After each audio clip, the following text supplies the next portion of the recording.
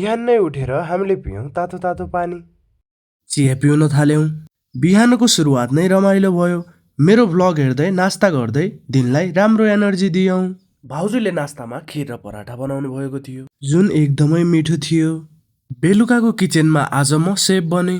साद्दो बाटोमा दिपा दिज्जूकोमा गएको थियौँ, तर दिज्जूलाई सन्चो थिएन, त्यसैले बेलुकाको खाना बनाउने जिम्मा मैले लिए। आज मेनुमा पनिर र हरियो साग रहेको थियो। हजुरहरूलाई घुम्न गएको बिहेको भ्लगहरू त देखाइसके, तर खाना बस्ने चाहिँ कसरी म्यानेज हुँदै थियो त्यो चाहिँ देखाएको थिएन। त्यसैले आज बेलुका र बिहानको खाने बस्ने सेड्युल पनि सेयर गर्दैछु। बिहान ब्रेकफास्ट चाहिँ भैँसी पार्टीमा भएको थियो, डिनर चाहिँ साद्दो बाटोमा। डिनर पनि एकदमै मिठो थियो। आफ्नो तारिफ आफैले के गर्ने। खाना खाइसकेपछि फेरि लाग्यौँ हामी भैँसी पार्टीतिर। यही थियो आजको मेरो छोटो र मिठो mini vlog. Thank you guys for watching. Stay tune.